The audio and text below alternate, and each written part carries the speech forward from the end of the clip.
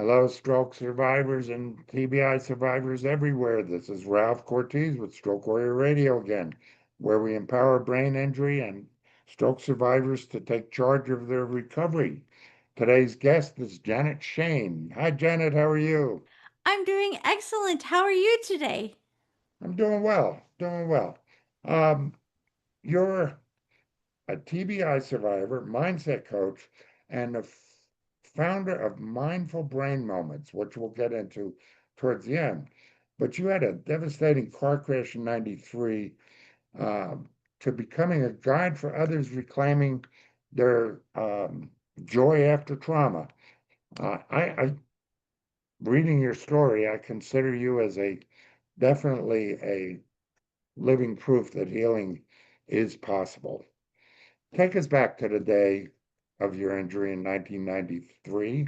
What happened and how did it change your life? Okay, I will, as probably many survivors do, I'll tell you what I've been told. Okay, and Oh, that because I don't really remember the day. wow. I was told that it was a really hot day, and I know that I was headed up to see my cousin that was a doctor. I was in Columbus, Ohio, and he was doctoring in Delaware, Ohio. And he was a family physician, and I had a job at a daycare, the OSU, the Ohio State University daycare center for the summer, and I needed a tuberculosis check. Well, when you're in college, when you can get that done for free, you go where you can get it for free.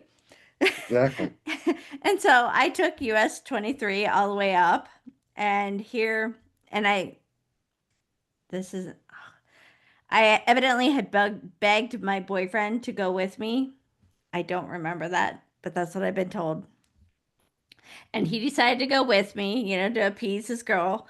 And and then here I was on my way, just 3 minutes south of the highway patrol system. A young lady driving a huge car. I was in a little white Chevette or Chevette, whatever you want to call it, and with no power steering. Okay. Those were the days. People are probably, the kids are like, what? No power steering? What does that Yeah, right. mean? But and this young lady was driving a big Parisian, and she had five other people in her car her age, like 16 to 18.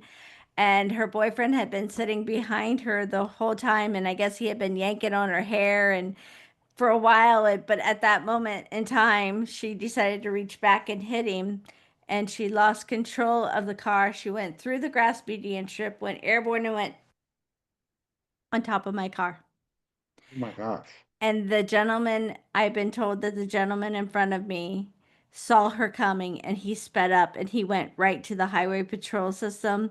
He said there was an accident. I didn't see it, but I know it happened and it's bad. You need to get the help there immediately. And there was people there to help my husband and I, probably no more than 10 minutes. And I I instantaneously went into a coma upon, and also I've been told that evidently we had just enough time to know because I pulled my legs up into fetal position, up on the seat. And if I hadn't, I wouldn't have any legs because the bottom of the floor of the seat, of the bottom floor of the car was even to the top of my seat. And What, so, what, how did it change your life? I mean, well, life as I knew it was gone. I yeah, mean, I was in a coma for 4 days. I had okay. been a French horn music ed major at the Ohio State University, and it was 2 weeks after classes had ended, so there were still faculty and and students around, and everybody was flooding down to the hospital to see me. And my neurosurgeon knew I found out I was a musician, and so they played music around the clock, 24/7, in the hopes to bring me back. And they played everything that I had been in, other things, and then and my family stayed with me vigilantly, And then after that was on June 24th, and then like mid-July, the neurosurgeon said, I got her ready. We need to get her out of here. And he gave my parents three places, the top three facilities in the United States, a place in Pennsylvania, a place in Georgia, and then, by the love of God, Dodd Hall at the Ohio State University. And so my parents picked there because I had an apartment. My mother could stay in my apartment while I was in the hospital, and I was at Dodd for 7 weeks. And Okay. How long before you knew what was going on? I mean, mm, well, prior to being at Dodd, like I want to say it was like the 15th, 16th of July that I had moved after the accident happening on June 24th. Um, the first in my, like I told a lady earlier today, in my head, in my memory bank, it was the first day I arrived. Was it? I don't know, okay.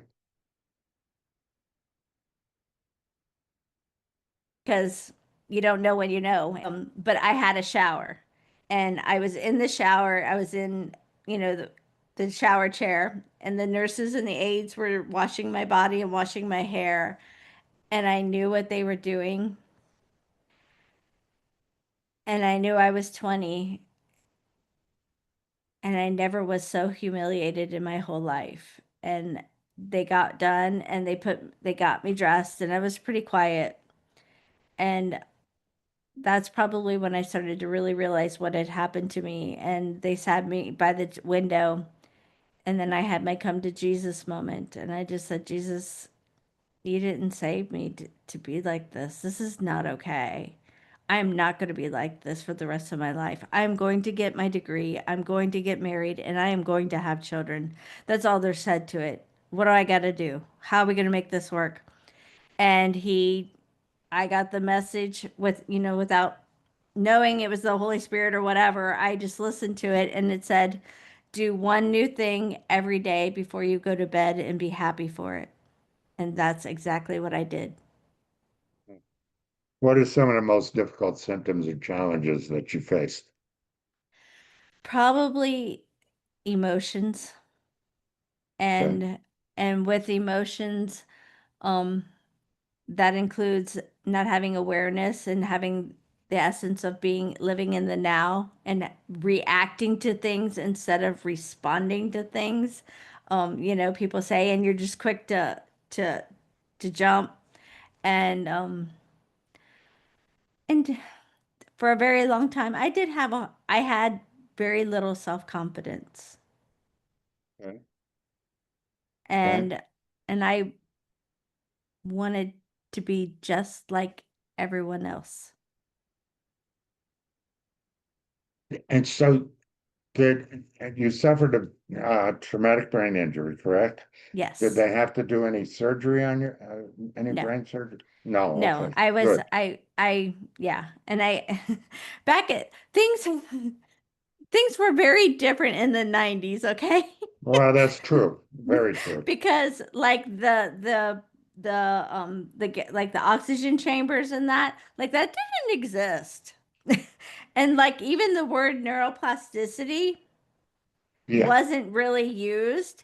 My mama, God bless her soul, she's in heaven now, but they had given her a big book of like this big, and it was on traumatic brain injury. And I guess she did enough reading in that when I got to Dodd in the first days, she looked, I can remember exactly where we were sitting, and she says, Janet, you can do anything you used to do before. You just have to teach a new part of your brain to do it. Well, that was the license of I was going to do it. I was going to do it all. Mama said I could, so I was going to. Wonderful. Wonderful. Yeah, it takes so many of us so long before we understand that. I mean, I didn't have hope for 3 or 4 years. I Oh, mean, wow. I did. I Well, then I'm very blessed because it was within the first week or two of when I kind of knew what was going on. God bless. Did you have any physical limitations caused by the injury? Absolutely. Okay. I was completely paralyzed on my whole left side. And Oh, I had to relearn how to eat, how to talk, and I have visual discrepancies. Um, I don't have range of motion, and the processing isn't always there because I can be literally looking at something or looking for something and it could be right there. And just because it's right there, that doesn't mean that I see it. Because, yeah. my ophthalmologist, God bless her soul, after 31 years, decided to retire. And I said, okay, this is the last time we're going to meet. I have never complained, but I want to know, why can I look at something and not see it? And she's like, it's processing. I said, okay, that's what I thought. There's nothing we can do. And she's like, no. And that's fine, but I needed to know. And also I had double vision and she had worked with me to get that back so that that disappeared without having things put in my glasses. At God, did you start physical and occupational therapy as well? Physical, occupational, speech, and then they put, because I was so young and it was summertime, we I was in a recreational therapy where they took me to the Columbus Zoo and Oh, no. I got to paint a statue of little a blueberry muffin. You're the second one today that has mentioned recreational therapy. And I haven't thought about that for years. My stroke was 9.5 years ago. I hadn't thought about that for years, but they used to put us making games and doing all kinds of things. And I'd forgotten how much that was part of the recovery as well. Yeah, and well, and therapy is super important. But as I was saying, and I could still kind of see, like, unless it's orthopedically, okay, that's a whole different ball game. But Yeah, for the when we're repairing and recovering after an injury, it's not to make us be able to do it better or to be able to, it's about finding alternative ways to complete a task that we wanted to do correct. because we cannot do it the way we did it before. And then what they did and what I won't jump there. I want to jump there, but I won't. So, No, go ahead. all that therapy, it was great and I needed it. Okay. I really did need it. Because it got me walking and talking and making a little bit of sense. And, but what they don't tell you is that you have to heal from the inside. Because if you don't heal from the inside, you do not have self love, you avoid self acceptance. And you know what? You can't do good things for other people if you can't help yourself. And I lived a very long time of my life feeling like if I did more for others, if I just did everything that everybody wanted me to do, it made me feel good. And I was helping them too. And when I learned that I had to take care, I had to, because I could believe in you, but I couldn't believe in myself. Hello. I mean, Especially after injury. and I was like the cheerleader of all cheerleaders. And I truly did. I truly believed everybody but me could do it. Hmm. But when I learned that I had to believe in myself in order to truly help others, that's when the healing really began. And I spent 27 years of my life. I had a great 27, but you can't go back in time, but I would be a better mom if I knew what I and know now because once I started to implement the inner healing, like I grew up on a dairy farm and I would yell dinner. So like for in my house, I just when I wanted my children, I would just yell their name. When I started to implement this awareness and the essence of being in the now, I stopped yelling. I just would go to them and I'd be like, "Hey, can you come help me?" Huh.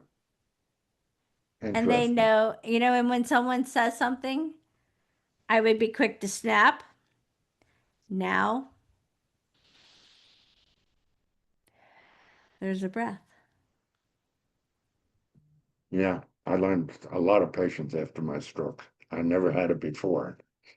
Um, what are there's there's those aha moments that happen along the Yes. way. Describe some of them and how they affected your recovery.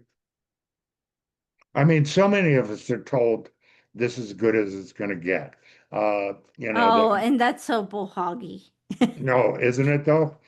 So It, I I, won't you'll learn from me. I don't curse, but I will make up words, okay, to describe it. well, it is bull hockey. I mean, it took me. I had therapists for years that just put me on a bike and walked away. But after I found other survivors, so for support, which I'm sure you've been through as well, and I'll ask you about that. But also, when I started getting repetitive, consistent, redoing the things I used to do, didn't you find that that also improved your recovery?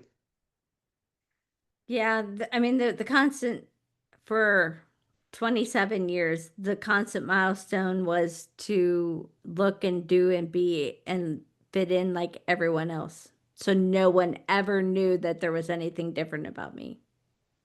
Ah, okay. What kinds of therapies or treatments did you receive?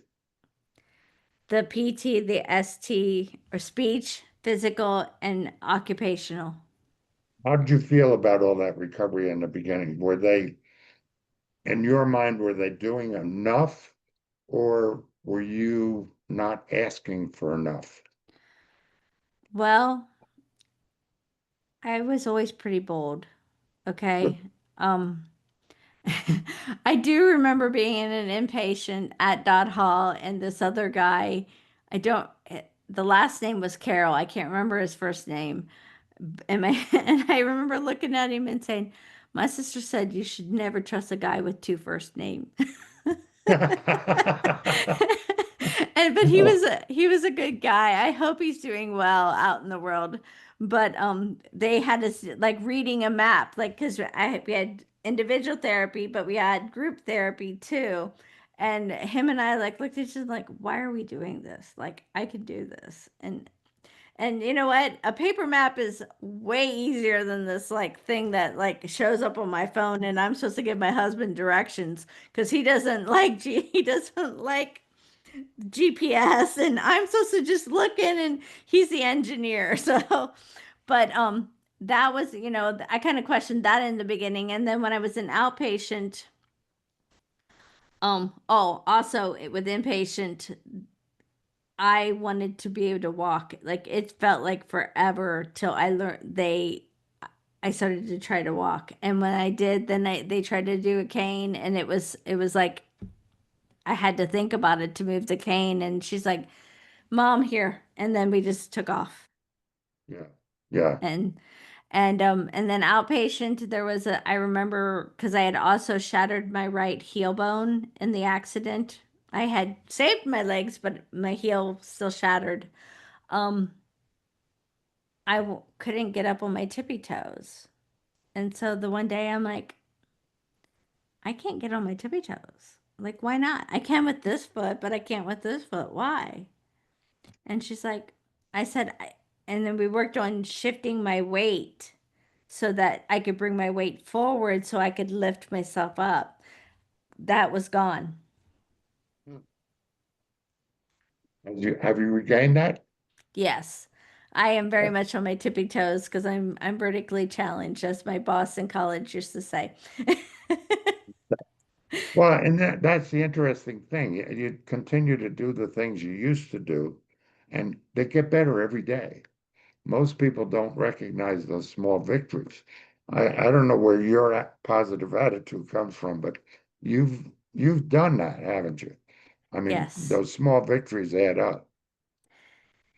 I haven't celebrated them all, and let me tell you, as a listener, please, please, I know now, I know better.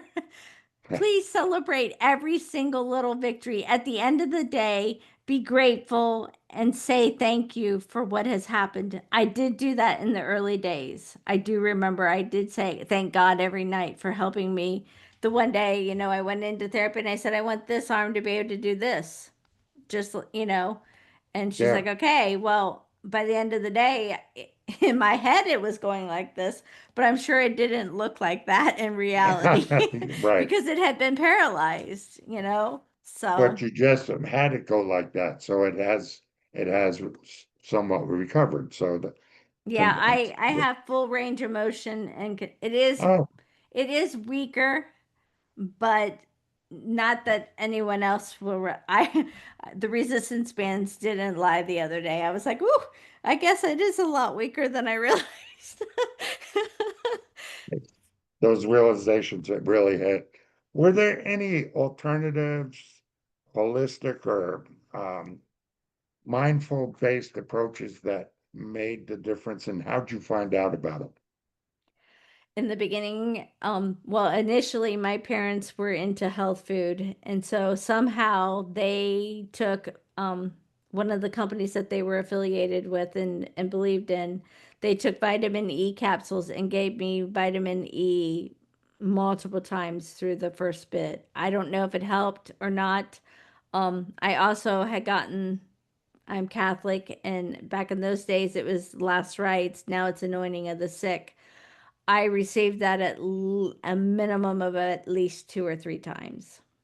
Oh my gosh. Huh. And that, and then the rest, I mean, I prayed. I grew up with prayer in my house, in our house. And so, I mean, I prayed every day, but there was nothing holistically outside of that. And, and mindset wise, it's only been in the last 4 or 5 years when I got introduced to the mindset coaching that I found ways to heal. And it's not always about healing how we feel about ourselves afterwards. There are programs from when we were 7, 8, and 9 years old that we're still hanging on that need to be healed. Yeah, good point. How,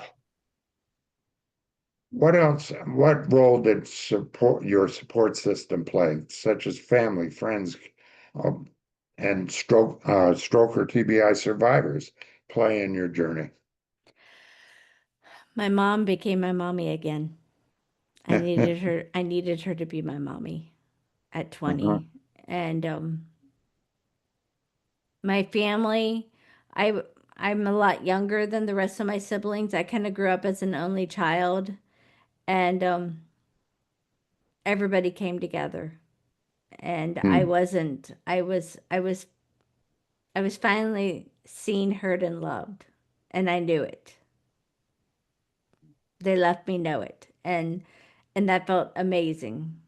And my friends, I still have 4 high school friends that are still really good friends, and I have a friend from college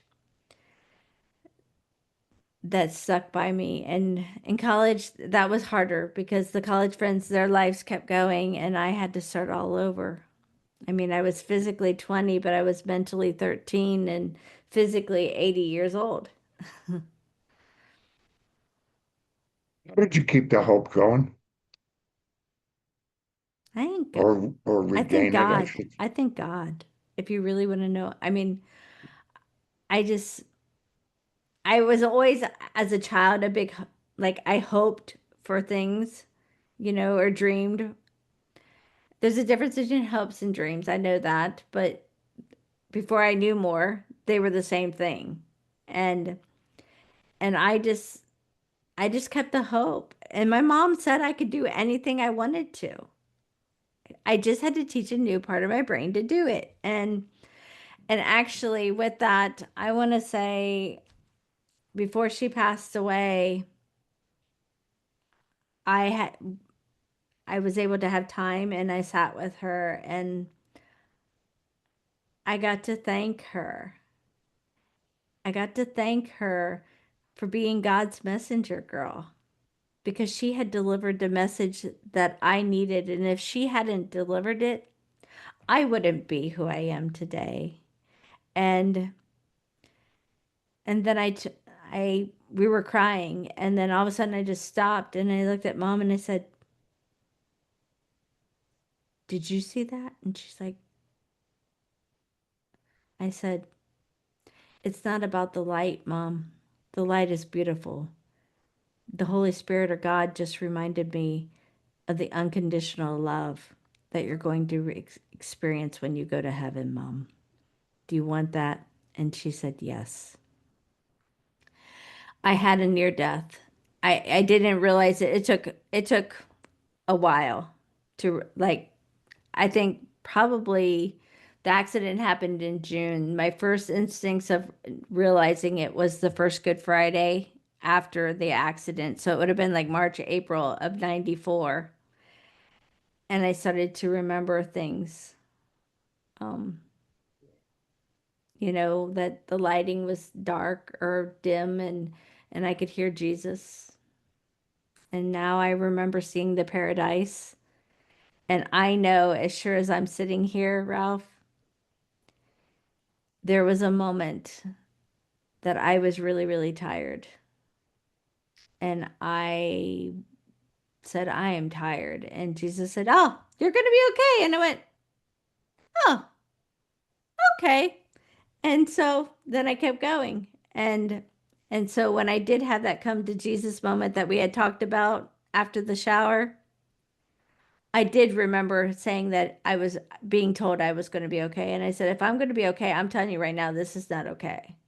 I'm not staying like this."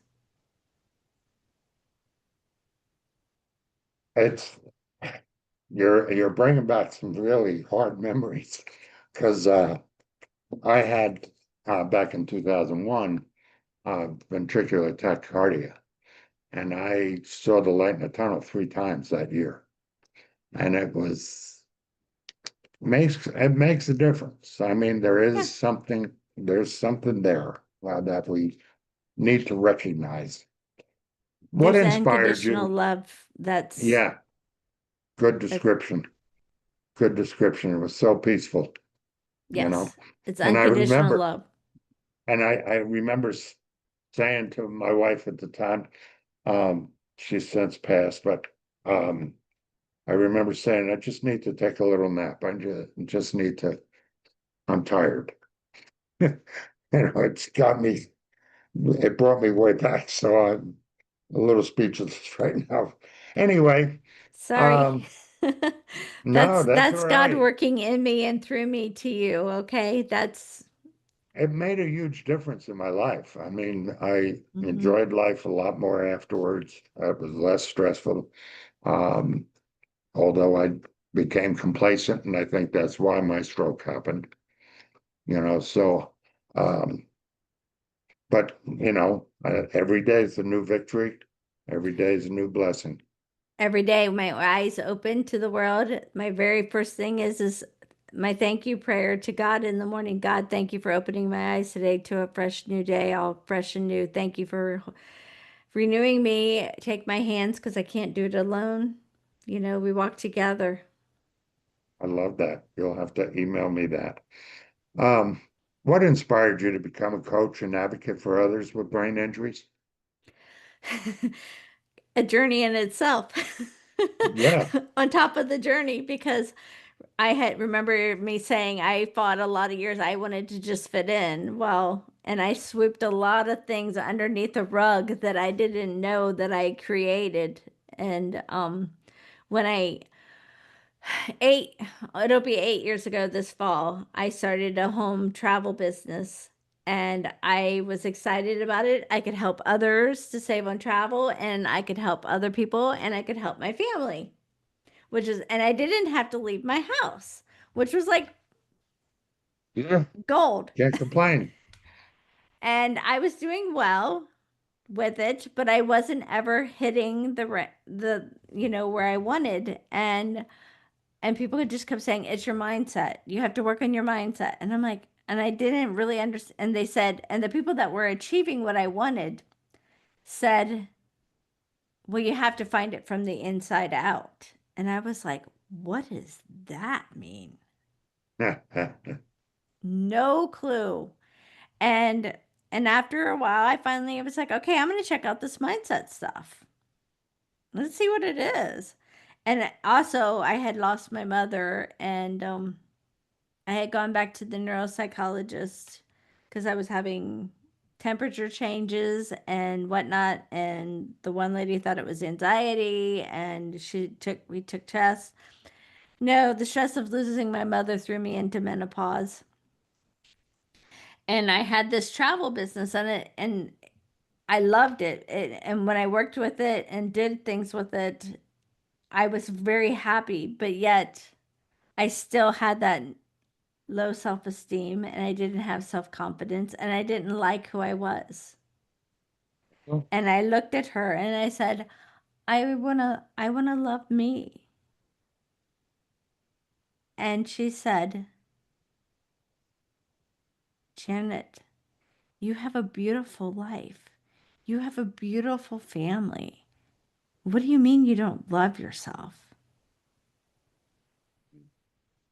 And I said, that's fine and Dan. I don't remember exactly what I said, but it was something, like that's fine. You may see that, but I don't feel that way. And well, I left that office and I said, I'll never go back. And my husband said, thank God, I've been trying to tell you that for years. And and then I had gotten introduced to this mindset coaching, and then COVID hit, Okay. and we went on a drive, whatever was going on, that monthly talk that my husband and I had, to hoping I was going to step up, to the next level in our relationship and whatnot. And he's like, Janet, you still haven't accepted. I'm like, what do you mean? He's like, well, right there. Hello. And I'm like, oh, well, okay. And then I got into the mindset world and I started to learn what ego was and the mind and the body connection, and that our ego keeps us safe. And we have things that are true in our life, but there is truth. And the truth is who we authentically are. And that we're meant to live in the here and the now and tap into awareness. And and I told my husband on that chat, I said, I found this coaching. I said, I think this might work. He's like, well, how do you know? We've spent a lot of money on, on the therapist and that. I said, I don't know. I just have this feeling, honey. This is, this is, this is the, I think this is going to help. And he's like, okay. Well, I started to feel good about myself and I started to learn things. And I mean, but I still struggled, but Well, it all happens when it's supposed to. it's all a journey. Yes. And then I started to think that I could help just other moms. My avatar in business was women over 40 that were married and had kids, and and the whole schmo. And then about a year ago, with doing some I'm a an author in a couple of different best-selling books on Amazon with other authors. And so with that journey, then I found that I wanted to help caregivers because my mom helped me. I have a brother that has a special needs child, and my husband had a child or a husband or brother that had a special needs child that has left us. And I thought, well, I understand their journey somewhat, and I'm a mom now. I mean, I could do this. And my coach, my business coach, another coach, was like, okay, and she kind of went with it. But when she had met me originally, she said, Janet, what has happened to you has happened to you for a reason. You just don't know it yet. Well, right as I had written my chapter last summer for the second book that I had done, book collaboration, I realized I needed to help survivors. And I then I felt like I had was printing a lie, and then thank goodness I have a friend from high school that's a coach, a mindset coach herself, and she was out because her parents had passed away, and she was out working with the house, and I was talking with her, and she's like, Janet, it's okay. It is not a lie. It was the truth at the time in which you were writing it. And then there was a lady that she had told me about that I guess was a coach or whatever, and she had a best-selling book. And then right when she was supposed to go on tour, she ended up getting divorced from her husband, and her whole basis was relationships and how well to work with them and whatnot. And she's like, "It's okay. You're going to be fine. You're going to get through this." And so I just went with it, and and so And that's where that brought I'm. us, and that brought us to mindful brain moments. Is Yeah, that right? because with the awareness and the implementation of the three-step system to help you to tap into how you're doing and to keep you in the now. It's I have random notifications on my phone that go off 20 times a day to help me to check in. And so those are mindful brain moments. How do you help others move from surviving to thriving with your coaching? Well, I meet with them, I see where they're at, or not see, I hear where they're at. And a lot of times they are a lot like myself. They don't like who they are. They don't Hmm. think they're enough. They don't feel like they're worthy. So we start with mirror work that I had learned myself. I teach them to every day when they wake up, give the gratitude for the new day, then go to the mirror, high five themselves, and look in their eyes, like truly look in their eyes and tell themselves that they love themselves. And the goal is to get up to 10 times that you tell yourself and mean it that you love yourself. What's unique about your coaching style and process? When you talk with me as a survivor, you under you will get a response back that I understand what you're going through or what you've experienced because I've been there. I've done it myself.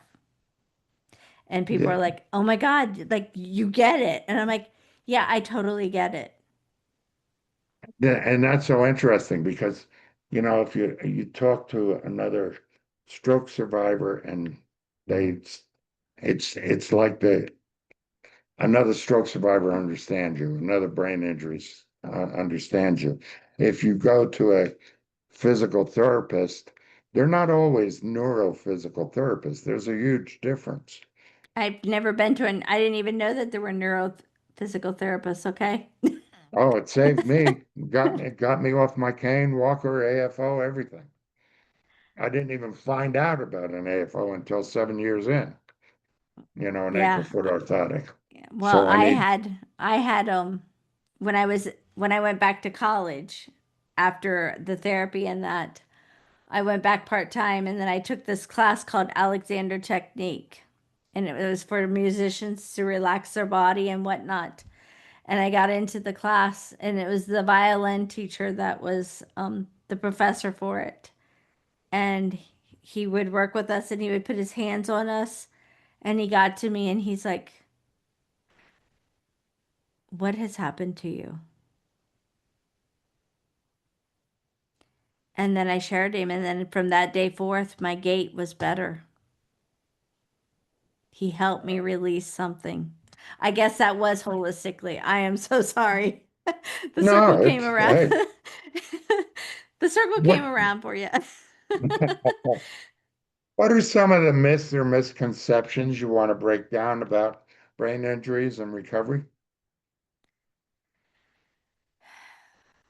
You are your worst enemy. You judge yourself. You know what you used to be. And it's great to remember who you used to be. Don't give up the drive of trying to be able to do the same things.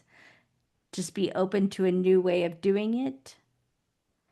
And truly, if you don't work with me, work with somebody. Somebody that believes in awareness and mindfulness and living in the now, because that is where the gold is found, to be able to find the peace, to be able to put a smile on your face, to stop judging yourself, stop judging other people, and just send love out into the world and to love yourself. What message do you hope people walk away with after hearing your story? Hope. They took that away from us a lot. Hope in the light and the love of God, because we never walk alone. Some quick questions to get to know you a little bit. Favorite grounding or mindfulness practice? I have a list, okay? Oh, Meditation, which is stillness and quietness in the morning. Going outside and grounding, either with my feet in the grass, or lying on the ground, or in the wintertime going out to the trees and grabbing a hold of the trees. And because God takes that negativity away, and it just gives you new, really positive energy. And then gratitude. I journal gratitude every day. Things that I have in my life that I'm grateful for, and three things that I am wanting to bring into my life, because where our attention and focus goes, our energy flows, and that's what we'll keep experiencing more of in our life. what's one word to describe your recovery journey?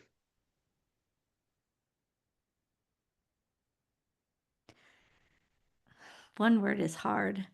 Oh, Then use a couple words. Oh, interesting and miraculous. I like that. That's cool. A quote or mantra you live by. I was kind of stumped on this when you gave this to me. And then I'm like, I know I'm not stumped on this. What is my problem? And then this morning, the spirit came to me and said, well, duh. In the last book that I co-authored in last year, I own, and I am owning it. The quote is from my chapter: everything happens for a reason at its appointed time.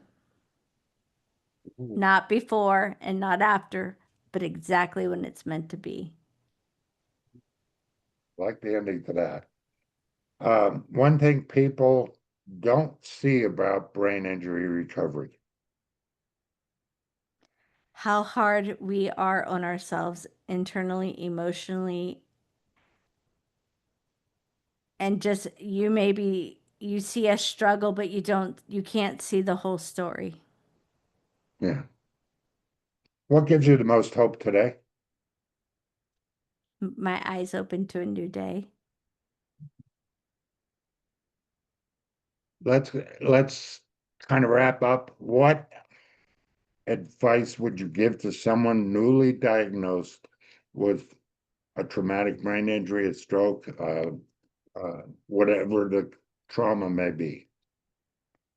Besides doing your therapy, which is a must, do it all. And when you go to outpatient, because it's pushed quicker than it was in the 90s, I was blessed. I was severely blessed Yeah. to have the time that I did in the facilities I did. Um, is do it all. And then also take take a leap of faith, and hope, faith, trust, and surrender, and humility. Those five things are the ingredients you need to have blissful life. Anything else you want to add for today? Don't ever give up. Where can listeners connect with you and learn more about your services? On my webpage at janetshane.com, and Shane is Schoen. And also I can be found on Facebook at Janet Shane, and then in parentheses it's Janet Gottmuller, Goettemoeller, like Mouse. Shane. And I can also be found on Instagram at Janet underscore M underscore Shane, Schoen. Okay. Thank you so much for your time today, Janet. I really appreciate it. I love your positiveness. Is that a word? Yes, it is, because God gave us the ability to create anything we want with him. I like that. Awesome, Janet. Thank you very much, and I'll talk to you after. Yes. You take care.